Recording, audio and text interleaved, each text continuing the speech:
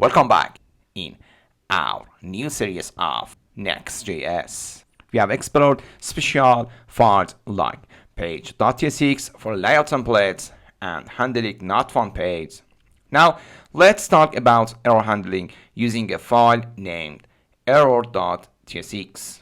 When our application works fine, visiting localhost 3000 and /posts, for example, 1 comments to display comments for this post. However, error can happen, like a failed network request when fetching a command. To simulate an error, we have added a function outside our component. If a random number is 1, we throw an error saying error loading review commands. In development mode, refreshing the page show the error, but in production it's not good user experience. Let me generate a fake error. For this, I open, for example, comments ID and open page.TSX in comment ID, and here write a function for generate a random number. For this, I write function called, for example, generate random int and count as a number, and here return a math function floor,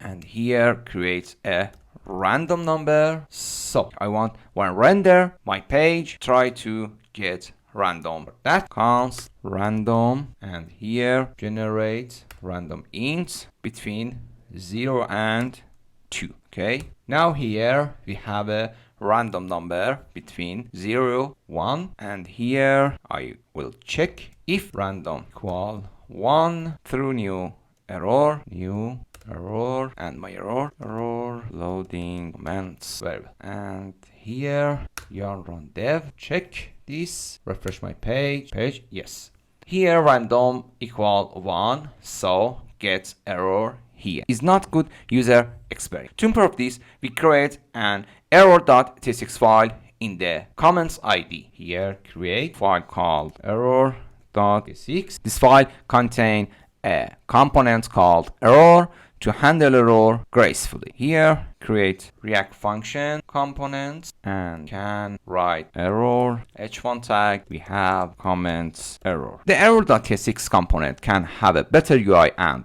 display more information about the error. In our step, it automatically wraps a route segment in a React error boundary. If check error, we have a must be a client component error. For this, I write here on error.TSX use clients here, and as you can see, we have a comments here, and refresh my page and refresh again.